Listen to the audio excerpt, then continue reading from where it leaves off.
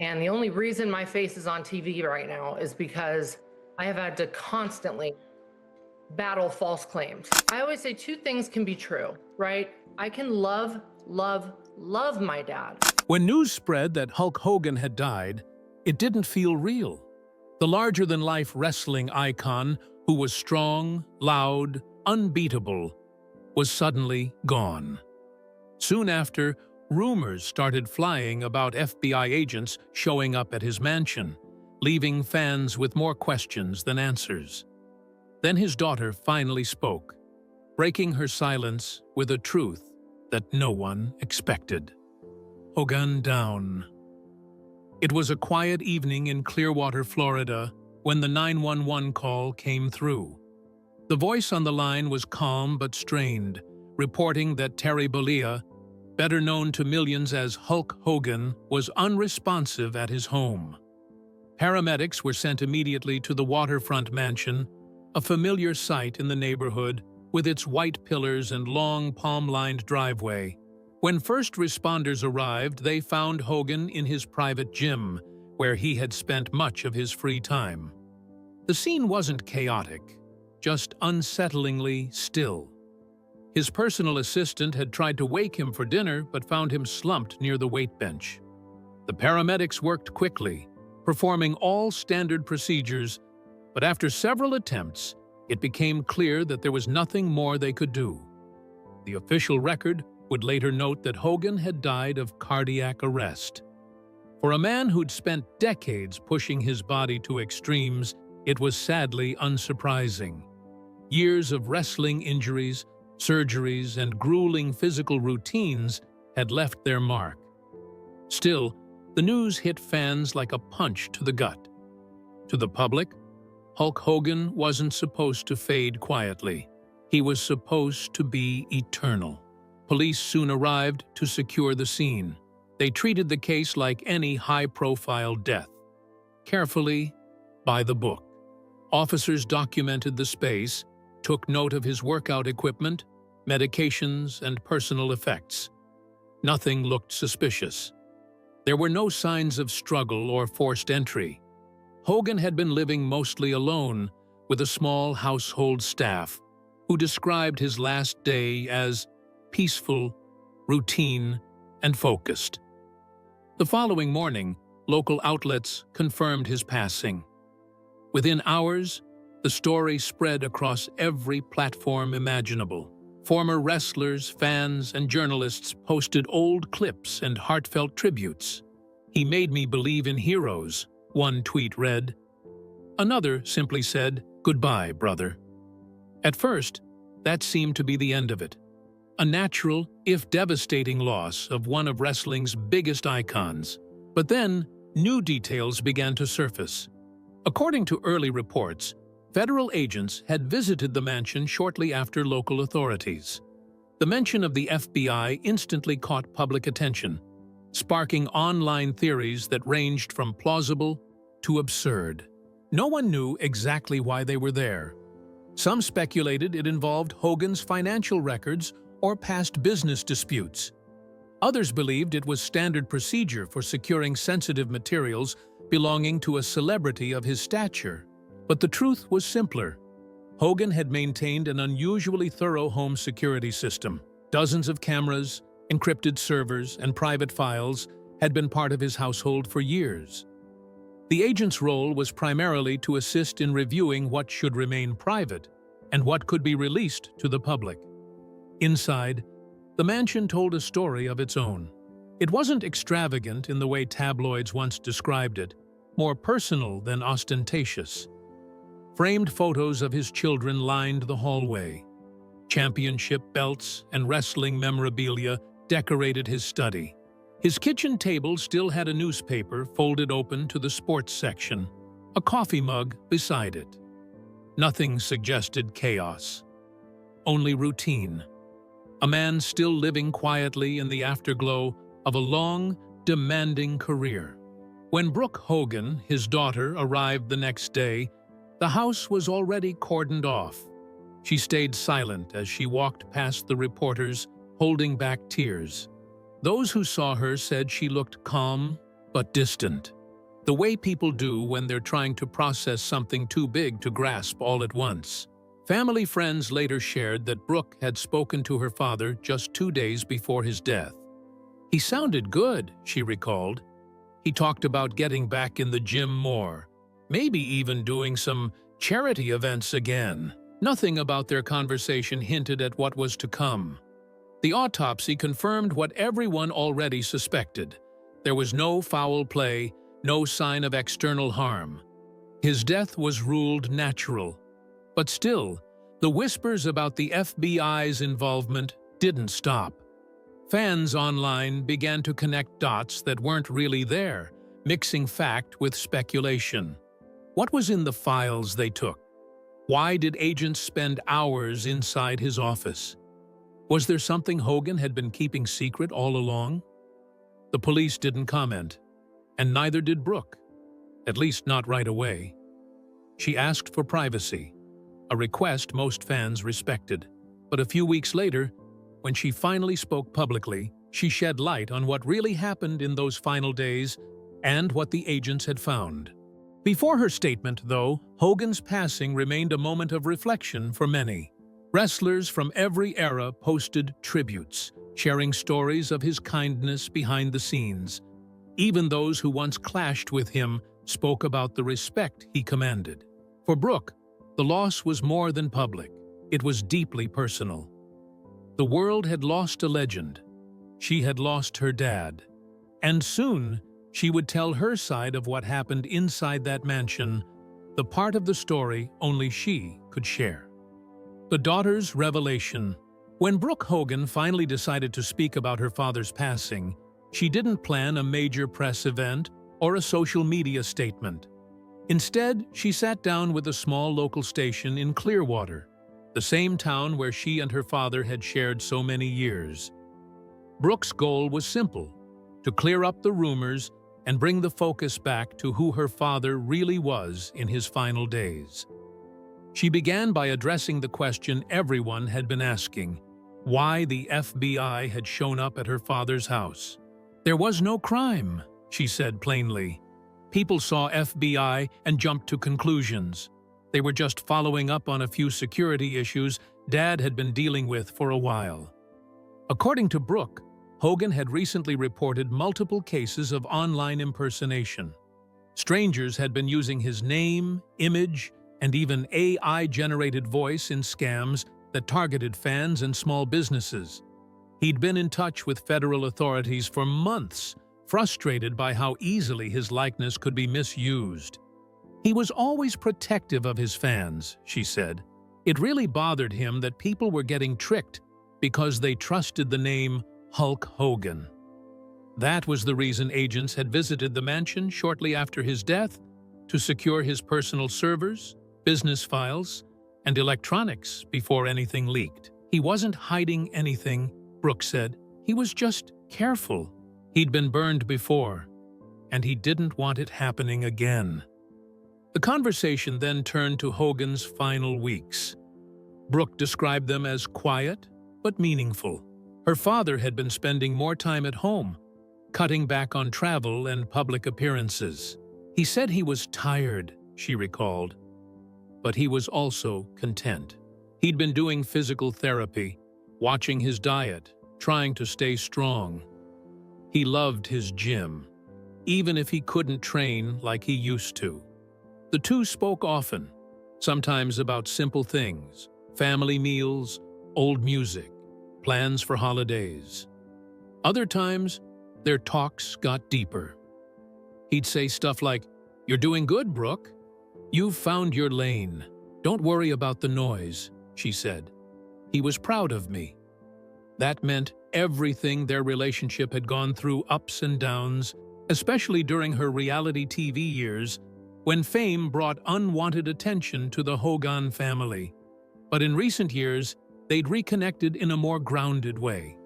"When I was younger, I saw him as larger than life," she said. "As I got older, I started to see him as a person, flawed, human, but still my dad." Brooke described visiting the mansion in the days after his passing. The house was quiet but familiar. sunlight pouring in through the tall windows, the faint smell of leather and cologne in the air. "It felt like him," she said. Everything in that place reflected who he was. Not just the wrestling stuff. There were family pictures everywhere, things from when we were kids. She mentioned how much he'd mellowed over time. He didn't care about fame anymore, she said. He cared about peace. He'd sit outside on the porch, just watching the water. He told me he was grateful. That's the word he used a lot. Grateful. Brooke also opened up about some of their private conversations. A few weeks before he died, Hogan had told her he'd been thinking a lot about legacy, not in terms of fame or money, but impact. He said, "People remember the show, but I hope they also remember how I treated people off stage. That's what stuck with me," she said. When asked about the mystery box the FBI reportedly took from his office, Brooke smiled faintly. "It wasn't a mystery," she said. "It was mostly papers, contracts, letters, memorabilia. Dad saved everything, even old ticket stubs. He was sentimental." Among those papers, she later found a short handwritten note addressed to her and her brother Nick. It said, "I'm proud of you both. Keep doing what's right, even when it's hard." That's all it said. But that was him, simple. To the point, she also addressed how their bond had changed as he aged. "As strong as he looked, I think he started to need us more," she said. "He'd call just to talk, ask about my music, tell me to eat better. We talked about regular stuff. I think that's what people forget. He wasn't Hulk Hogan at home. He was just Dad, the guy who'd call and ask if I remembered to check my oil before a road trip." For Brooke, returning to the mansion after his death wasn't about searching for secrets. It was about understanding the man he'd become. "When people asked if there was foul play, I just shook my head," she said. "No, there wasn't. He was at peace. His body gave out before his spirit did. That's all." She took a breath before continuing. "What the FBI found wasn't important. What matters is what we already knew, that he'd made peace with his life. He was proud of his past, but ready to rest. That's what I want people to remember." Her words shifted the tone of the conversation around his death. The sensational stories lost traction, replaced by quieter reflections from fans and friends. Brooke said she was grateful for the support, but mostly she was just trying to move forward. "I miss him," she said, "but I know he'd tell me to keep going." That's what he always said when things got tough. "Keep going, Brooke. That's what we do." "People think of him as this superhero," she said. "But he was also a dad who loved bad jokes, who'd text me every Sunday about football, who worried if I didn't answer fast enough. That's the man I'll remember." And in the end, that was her truth. Not a revelation about what the FBI found, but about who her father really was when the cameras were off. Beloved Hulk, news of Hulk Hogan's passing rippled through the world of sports and entertainment with a sense of disbelief. For millions, Hogan wasn't just a wrestler. He was a symbol of an era, a bridge between wrestling's gritty past and its larger-than-life modern form. Within hours, social media was flooded with posts from fans, celebrities, and athletes who had grown up watching him tear his shirt off in the ring or deliver his signature leg drop. The WWE issued a formal statement calling Hogan one of the greatest showmen in sports entertainment history, crediting him for bringing professional wrestling to mainstream audiences in the 80s. Vince McMahon, who worked closely with Hogan for decades, wrote, "There will never be another like him." Hulkamania was more than a slogan. It was a movement that inspired millions. Wrestling veterans from across generations shared their memories too. Dwayne "The Rock" Johnson posted, "He taught me about charisma, about how to connect with people. The energy he brought to a crowd was unmatched." John Cena shared a photo of his first meeting with Hogan, writing, He made me feel like I belonged in the business. Ric Flair called him the ultimate babyface, a friend, and a legend. Outside the wrestling ring, tributes poured in from musicians, actors, and fans who had never even met him, but felt like they knew him. For many, Hogan wasn't just a wrestler, he was a pop culture figure who represented resilience, optimism, and over-the-top fun. His catchphrases, train, say your prayers, eat your vitamins, became part of the language of a generation. Brooke and her brother Nick both released short statements, keeping their words simple and heartfelt. Brooke wrote, "You were my superhero long before anyone else called you one. Thank you for every lesson, every laugh, and every memory. Love you forever, Dad," Nick added. "I'll miss your calls, your jokes, and your advice. Rest easy." Brother fans gathered outside Hogan's Clearwater mansion in the days after his passing, leaving flowers, championship belts, and handwritten letters. Some shared stories about meeting him at autograph signings. Others recalled how watching him helped them through tough childhoods. One fan, a veteran, told a local reporter, "When I was stationed overseas, watching Hulk Hogan was like a piece of home. He made us believe in something good. Even those who didn't follow wrestling closely seemed to pause and reflect." News networks replayed clips from his heyday, Hogan lifting Andre the Giant at WrestleMania 3, his electric promos, his unmistakable theme song. The nostalgia was universal. Whether people had admired him, criticized him, or both, everyone agreed. Hulk Hogan had left an imprint that would never be erased. Among the tributes, one message stood out. It came from his old rival turned friend, Macho Man Randy Savage's brother, Lanny Poffo. They battled in the ring, but offstage, there was respect, Poffo said. Hulk knew how to turn conflict into connection. He had that rare ability to make his enemies into allies. For many, that duality defined Hogan's legacy. He was loud and humble, showy but sincere, flawed yet enduring. Even in later years, after controversies and career ups and downs, he never completely faded from the public eye. His voice, his image, his presence, these were constants in American culture. Memorial events sprang up across Florida and beyond. The WWE announced a tribute episode featuring highlights from Hogan's career and interviews with his closest peers. Fans showed up wearing his signature bandanas and yellow shirts, some chanting "Hulkamania forever" while holding up candles. Brooke attended one private service, later thanking fans for their kindness.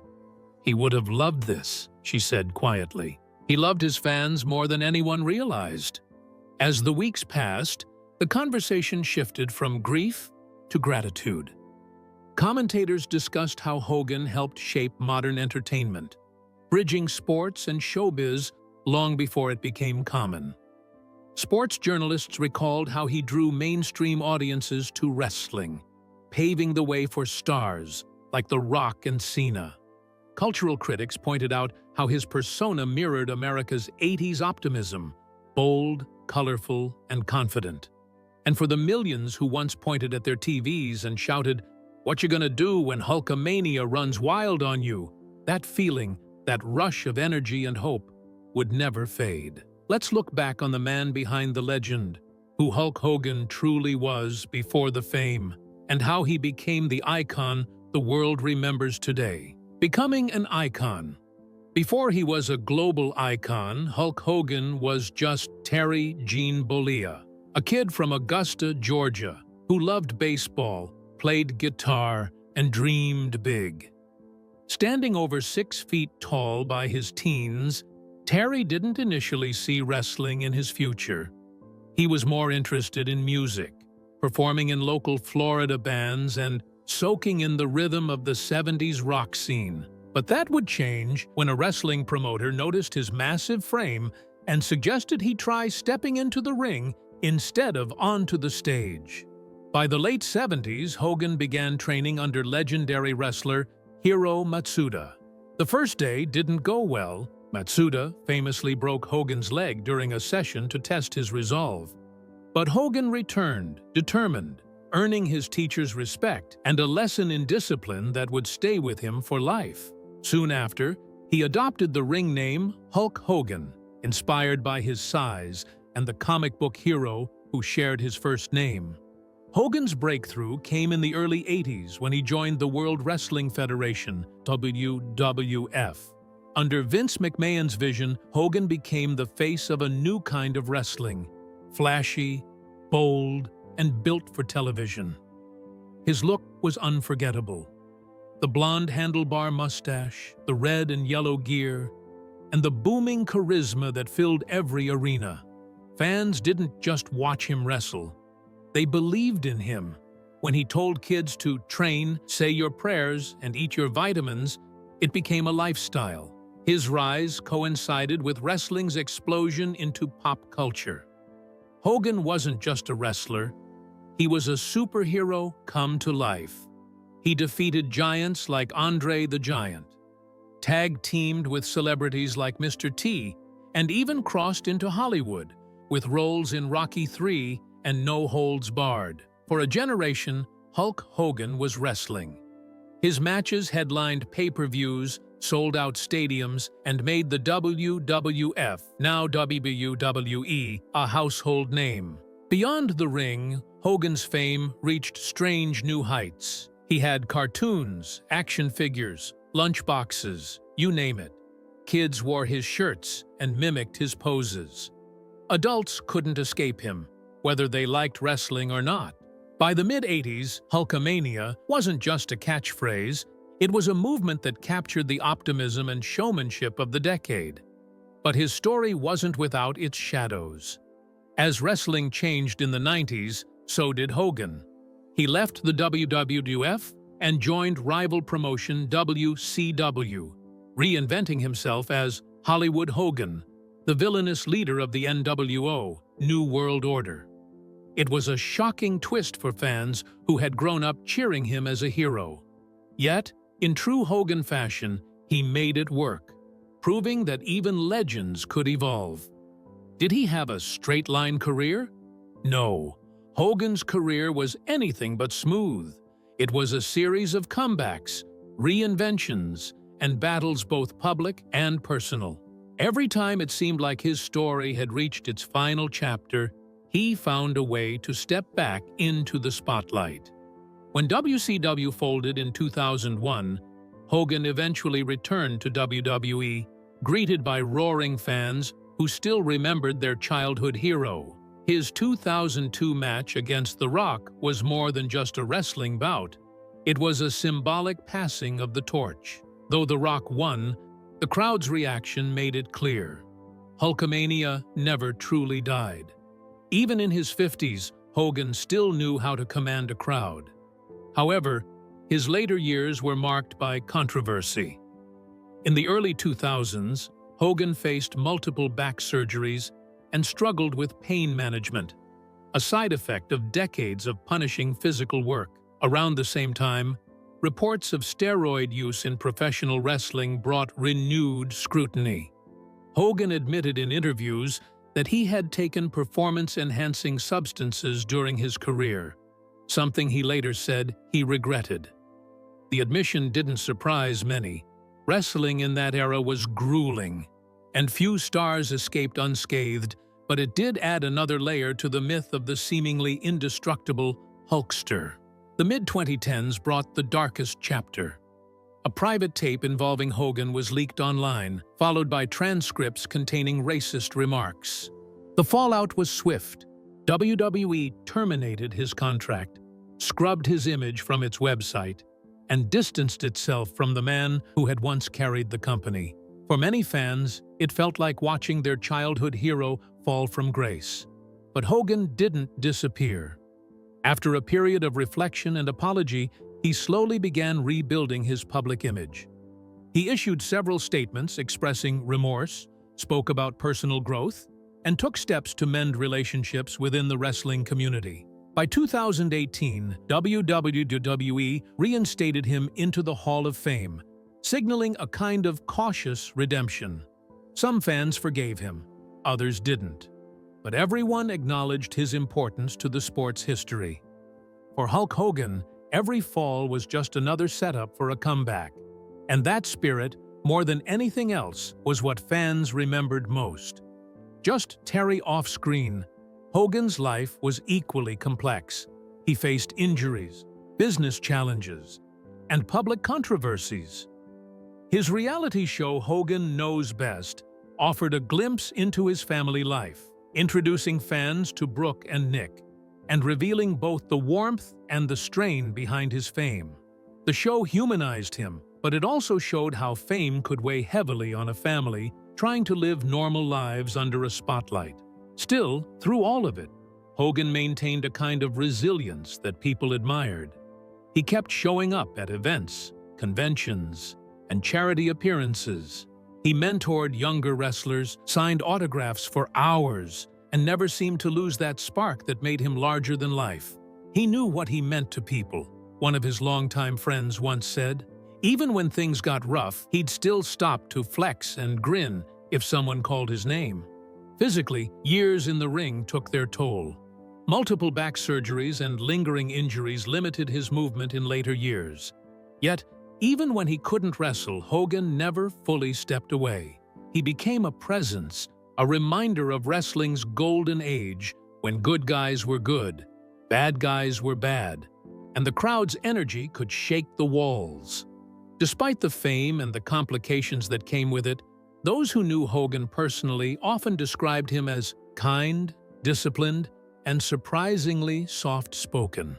Behind the muscles and bravado was a man who loved music, faith, and family. Brooke once said her father was happiest when grilling in the backyard or strumming an old guitar between phone calls. People think he was always on, she said, but at home, he was just Dad. He loved being around people, telling stories, and making everyone laugh. Hogan represented something rare in modern pop culture, an enduring symbol of strength and perseverance. He lived through reinventions, controversies, and personal setbacks, but never lost his sense of self. Even those who criticized his public missteps couldn't deny his impact on wrestling and entertainment. By the time of his passing, Hulk Hogan had become more than just a man in a ring. He was a piece of cultural history, a reminder of the colorful, over-the-top world that defined 80s America. His career spanned more than 4 decades, yet his influence reached far beyond wrestling. For every brother he shouted into a microphone, there were fans somewhere who smiled, remembering their childhood hero. He truly was not just the wrestler, but the man who made millions believe that no matter how many times you get knocked down, you can always get back up and say, "What you gonna do when life runs wild on you?" Getting wild beyond the ring. Long before wrestlers became crossover celebrities, Hulk Hogan was already breaking out of the ring and onto screens everywhere. His charisma and larger-than-life presence made him a natural fit for entertainment, and he spent much of his life beyond wrestling, exploring film, television, business, and even politics, with a few legal battles along the way. Hogan's Hollywood journey began in the early 80s, just as his wrestling fame exploded. His first major role was in Rocky III, 1982, where he played Thunderlips, the flamboyant wrestler who faced off against Sylvester Stallone's Rocky Balboa. The part was brief but unforgettable. Fans loved it, and it showed that Hogan's over-the-top personality could hold its own on the big screen. That success opened the door to more acting roles throughout the decade. In 1989, Hogan starred in No Holds Barred, a movie produced by the WWF itself. While it wasn't a critical success, it became a cult favorite among wrestling fans and helped blur the line between Hogan's wrestling persona and his on-screen roles. Over the years, he appeared in family-friendly films like Suburban Commando, 1991, and Mr. Nanny, 1993, showcasing a softer, more comedic side. Though his movie career never reached blockbuster heights, Hogan's ability to laugh at himself made him a staple of pop culture in the early 90s. Television became another outlet for his fame. In 2005, Hogan and his family starred in Hogan Knows Best on VH1. The reality show gave fans a rare look at his home life, with then-wife Linda and their children, Brooke and Nick. The show was a hit initially, portraying Hogan as a protective, well-meaning father trying to balance fame and family. But behind the scenes, things were more complicated. The pressure of fame and personal issues led to the show's cancellation in 2007, followed by a public divorce and family turmoil that played out in the media. Despite the challenges, Hogan later said the experience taught him the cost of always being on. Beyond entertainment, Hogan also dabbled in business. Over the years, he launched a range of ventures, some successful, others less so. He endorsed everything from energy drinks and nutritional supplements to grills and restaurants. The Hogan's Beach chain in Florida became a local hotspot, known for its casual atmosphere and wrestling memorabilia. He even ventured into virtual entertainment, voicing himself in video games and appearing in documentaries and commercials. Perhaps one of the biggest business what-ifs of his career came from a missed opportunity. Hogan once claimed he turned down the chance to endorse what became the George Foreman Grill, one of the most successful kitchen products in history. "If I'd picked up the phone first," he joked in interviews, "it might have been the Hulk Hogan Grill instead." Hogan also occasionally weighed in on politics, though he never ran for office. He supported various causes and candidates over the years, often emphasizing patriotism and personal responsibility, themes consistent with his wrestling persona. His name surfaced a few times in speculative reports about possible runs for public office, but Hogan himself laughed it off, saying, "Politics is a tougher fight than WrestleMania." Still, his off-screen life wasn't without controversy. Legal troubles followed him in the 2000s and 2010. The most public was his lawsuit against Gawker Media, after they published portions of a private tape without his consent. The case drew national attention, raising questions about privacy and media ethics. In 2016, Hogan won a $140 million verdict, a decision that ultimately led to Gawker's bankruptcy. The victory restored some of his reputation, portraying him not as a fallen celebrity but as someone who stood up for his dignity. Beyond wrestling, Hulk Hogan proved to be more than a showman. He was a businessman, actor, and cultural symbol who kept reinventing himself even when the world changed around him. Whether in the ring, on screen, or in court, Hogan remained a fighter to the end, flawed, determined, and unforgettable. Please subscribe for more deep dive on celebrity lives in the channel.